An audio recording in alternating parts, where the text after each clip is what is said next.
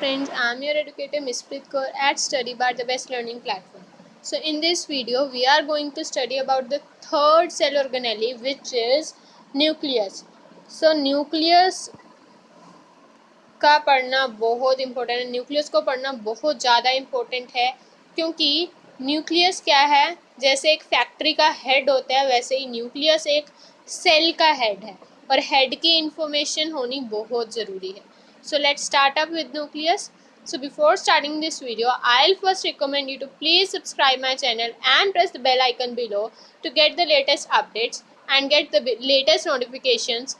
Also like and share my video so that more people can get support from the video. If you have any doubt, you can write in the comment section below.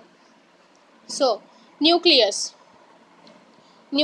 क्या है, क्या functions है इसके, किससे बना है, ये सारा कुछ पढ़ते हैं. Remember the temporary mount of the onion peel we prepared. कहते हैं वो टेम्परेरी माउंट आपको याद है जो हमने अनियन पील की बनाई थी, याद है आप सभी को? Yes, we remember that. We had put iodine solution on the peel. हमने क्या किया था, उस पील पे आयोडीन सोल्यूशन डाला था. वाई, क्यों डाला था? What would we see if we tried observing the onion peel without putting the iodine solution. हमें क्या दिखता अगर हम आयोडीन सोल्यूशन ना डालते? Try it and see what the difference is. इसको ट्राई करो, डिफरेंस देखो क्या है. Further, when we put iodine solution on the peel, did each cell get eventually coloured. क्या जब हम एक आयोडीन सॉल्यूशन डाल देते हैं क्या सेल्स कलर्ड हो जाते हैं? Do get cells coloured? According to their chemical composition, different regions of the cell get colored differentially. different regions हैं सेल में, different organelles हैं. इसी chemical composition से different cell organelles different color हो जाती हैं. Some regions appear darker and then others. कई region darker appear करते हैं, कई lighter appear करते हैं as their chemical composition. Apart from the iodine solution, we could use saffron solution or methylene blue solution to stain the cells. हम cells को stain करने के लिए methylene blue solution भी use कर सकते हैं या फिर saffron solution भी use कर सकते हैं. We have observed cells from an onion. हमने onion में क्या देखे थे? Cells देखे थे. क्या देखे थे? We saw cells, these cells. ठीक है.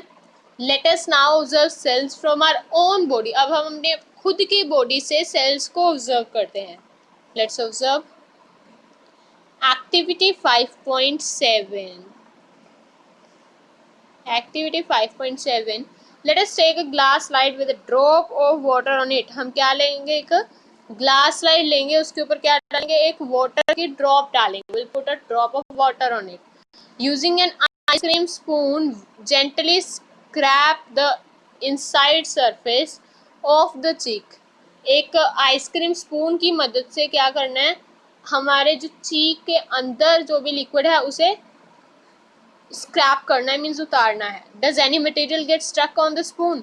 क्या कोई मटीरियल स्पून से स्टक आउट होता है? With the help of a needle we can transfer this material and spread it evenly on the glass slide. अभी कोई मटेरियल अगर आपको मिला तो हम एक नीडल की मदद से उसे किस में ट्रांसफर कर लेंगे, ग्लास स्लाइड में. Kept ready for this. To color this material we can put a drop of methylene blue solution on it. हम क्या करेंगे, इस मटेरियल को कलर करने के लिए हम एक मैथिलीन ब्लू सॉल्यूशन डालेंगे. Now the material is ready for observation under a microscope. अभी मटेरियल रेडी है ऑब्जर्व करने के लिए. Do not forget to put a cover slip on it. अभी एक ध्यान क्या रखना है कि हमने इसको कवर भी करना है. किससे कवर करना है? कवर स्लिप से. ये हमने नहीं भूलना. What do we observe? हमें क्या दिखा? What is the shape of the cells we see? क्या शेप है उन सेल्स की जो हमने देखे? Draw it on the observation sheet. अभी इन्होंने काम दिया है, आपने क्या ऑब्जर्व किया, क्या शेप थी उन सेल्स की जो हमने देखे, और इसे हमने किसके ऊपर ड्रॉ करना है? ऑब्जर्वेशन शीट के ऊपर. Was there a darkly colored spherical or oval dot-like structure near the center of the each cell? क्या हर एक सेल के सेंटर में, क्या हर एक सेल के सेंटर में एक डॉटेड स्ट्रक्चर था? इस प्रकार का, चाहे ओवल हो चाहे स्फेरिकल हो, था। This structure is called nucleus. तो आपने ये डॉटेड स्ट्रक्चर देखा होगा, इसे क्या कहा जाता है? Nucleus. Nucleus, nucleus, nucleus and nucleus, ठीक है। Was the similar structure in onion peel cells? क्या सेम ही स्ट्रक्चर दिखे आपको अपनी बॉडी में और अनियन पील की बॉडी में, अनियन पील के सेल्स में, ठीक है। ये आपने सारे क्वेश्चंस माइक्रोस्कोप के अंडर ऑब्जर्व करके देखने हैं। जरूरी नहीं कि सारा आपने खुद ही करना है, you can take the help of your elders as well और योर टीचर्स एज वेल। तो अभी हम पढ़ते हैं न्यूक्लियस। क्या है ये nucleus? Nucleus has a double layered covering called a nuclear membrane. Nucleus की एक डबल लेयर्ड मेम्ब्रेन होती है जिसे क्या कहा जाता है? Nuclear membrane. जैसे सेल मेम्ब्रेन थी, सेल की एक outer covering cell membrane, nucleus की एक outer covering nuclear membrane. The nuclear membrane has pores which allow the transfer of material from inside and outside, that is to the cytoplasm, which we talk in the section this. तो nucleus की जो ये cell wall होती है ना, मानो ये हमारा न्यूक्लियस है, ये इसकी सेल वॉल है, इसमें क्या होंगे? डॉटेड से ऐसे स्ट्रक्चर होंगे कुछ, और ये क्या होंगे? ये डॉटेड स्ट्रक्चर क्या होंगे? ये न्यूक्लियर पोर्स होंगे और यहाँ से मटेरियल अंदर आता है और बाहर जाता है, ठीक है। The nucleus contains chromosome which are visible as rod shaped structure। Nucleus में क्या होते हैं? क्रोमोसोम्स होते हैं जिनकी कौन सी शेप होती है? रोड शेप होती है। Only when the cell is about to divide. और ये क्रोमोसोम्स तभी देखने को मिलते हैं जब सेल्स डिवाइड करते हैं। तो हमें एक वक्त मिला कि न्यूक्लियस ही सेल को डिवाइड करने में हेल्प करता है, ठीक है। क्रोमोसोम तब पाए जाते हैं जब सेल डिवाइड करता है, otherwise material is chromatin. Chromosome contain information for inheritance of characters from parents to the next generation in the form of DNA, which is deoxyribonucleic acid molecules. Chromosomes are composed of DNA and proteins. तो यहाँ तक अभी देखते हैं। कहते हैं chromosomes क्या carry करते हैं? मेनली हम कह सकते हैं इंफॉर्मेशन कैरी करते हैं पेरेंट से next generation, we can say the offspring में। पेरेंट से ऑफस्प्रिंग में जो मीन्स इंफॉर्मेशन कौन कैरी करते हैं? क्रोमोसोम्स। क्रोमोसोम्स किसके बने होते हैं? डीएनए में। डीएनए की ही फॉर्म में ये इंफॉर्मेशन कैरी करते हैं, ठीक है, डीएनए की फॉर्म में। और डीएनए क्या है? Deoxyribonucleic acid. It is deoxyribonucleic acid, ठीक है। क्रोमोसोम किनके बने हैं? डीएनए और प्रोटीन्स के।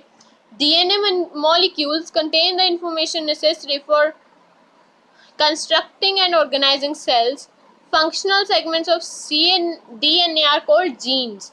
अभी मेनली जो इंफॉर्मेशन होती है वो होती है जीन्स में, ठीक है। हम कहते हैं ना जेनेटिकली डिसीज ना हो कोई, या जेनेटिकली है ये, उसके मदर के भी ऐसे थे और इसके भी ऐसे हैं, हम कहते हैं ऐसे। तो ये हम जेनेटिकली वर्ड क्यों यूज करते हैं? क्योंकि ये इंफॉर्मेशन कौन कैरी करते हैं? जीन्स। जीन्स होते हैं डीएनए में। Functional segments of the DNA are called genes, और इन जीन्स में ही वो इंफॉर्मेशन होती है जो क्रोमोसोम्स कैरी आउट करते हैं, ठीक है। In a cell which is not dividing, this DNA is present as the form of as a part of chromatin material. उस सेल में जो सेल डिवाइड नहीं कर रहा था उसमें जो ये डीएनए होता है ये क्रोमैटिन मटेरियल का पार्ट होता है।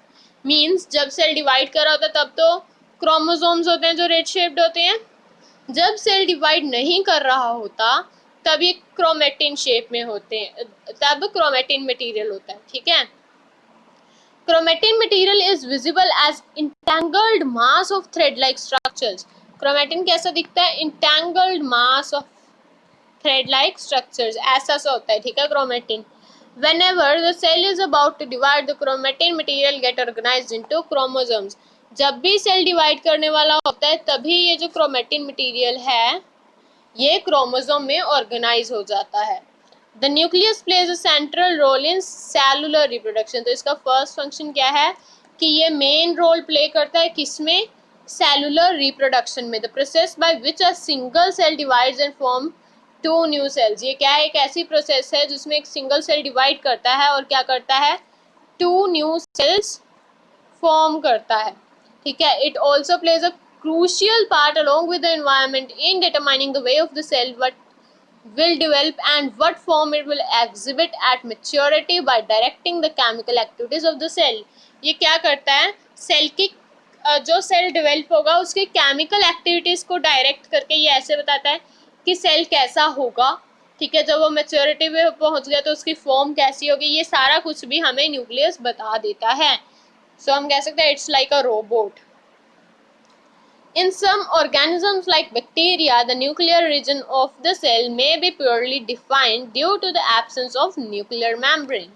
कहते कुछ ऑर्गेनिजम्स जैसे कि बैक्टीरिया है, वहाँ पे जो ये न्यूक्लियस है ये पुअरली डेवलप्ड होता है, न्यूक्लियस एरिया है वो पुअरली डेवलप होता है। क्यों? क्योंकि वहाँ पे न्यूक्लियर मेम्ब्रेन नहीं होती। Such an undefined nuclear region containing only nucleic acids is called the nucleoid. ऐसा रीजन जहाँ पे जो न्यूक्लियस है वो पुअरली डिफाइंड है या जहाँ पे हमें न्यूक्लियर मेम्ब्रेन ना मिले, उस रीजन को क्या बोला जाता है, nucleoid. Such organisms whose cells lack a nuclear membrane are called prokaryotes। ऐसे ऑर्गेनिज्म जिनमें न्यूक्लियर प्रेजेंट हो या न्यूक्लियर मेम्ब्रेन ना हो उन्हें क्या कहा जाता है, prokaryotes. Pro means primitive, primary means primitive या primary, karyote means karyon equals to nucleus, means primary nucleus. Karyon का मतलब, कैरियोट का मतलब होता है न्यूक्लियस, प्रो का मतलब होता है प्राइमरी या प्रिमिटिव, ठीक है। Organisms with cells having a nuclear membrane are called eukaryotes. ऐसे ऑर्गेनिजम्स जिनमें एक न्यूक्लियर मेम्ब्रेन हो, न्यूक्लियर ना हो, न्यूक्लियर मेम्ब्रेन हो, न्यूक्लियस रीजन वेल डेवलप्ड हो, उस रीजन को क्या बोला जाता है, उन ऑर्गेनिजम्स को क्या बोला जाता है, यूकैरियोट्स, ठीक है। अभी यहाँ तक समझ में आया आपको? Good, if you understood it. Prokaryotic cells also like most of the other cytoplasmic organelles. ऐसे नहीं कि सिर्फ इनमें जो रीजन है, जो साइटोप्लाज्मिक रीजन है वही वेल डेवलप्ड नहीं होता, नहीं, इनमें कुछ और ऐसी भी ऑर्गेनेल्स होती हैं जो नहीं प्रेजेंट होती, ठीक है। मोस्टली इनमें राइबोसोम्स ही प्रेजेंट होते हैं। Present in eukaryotic cells, many of the functions of such organelles are poorly performed parts of the cytoplasm. The chlorophyll in photosynthetic prokaryotic bacteria is associated with membranous vessels but not with plastids as in eukaryotic cells।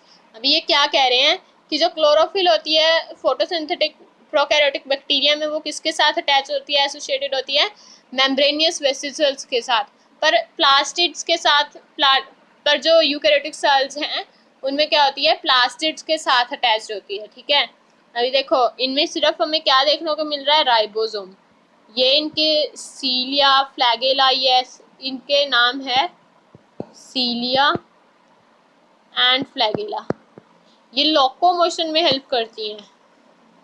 ये जो है ना यहाँ पे इन्होंने नीचे भी light part में दिखाई हुई हैं,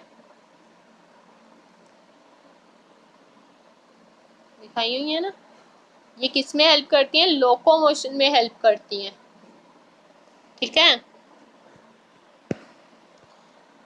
So it was nucleus is the head of the cell, like the head of the factory, ठीक है। तो न्यूक्लियस हमने सारा कवर कर लिया, हमारी 3 ऑर्गेनेल्स कवर हो चुकी हैं। So I think it's enough for today, otherwise your mind will get disturbed.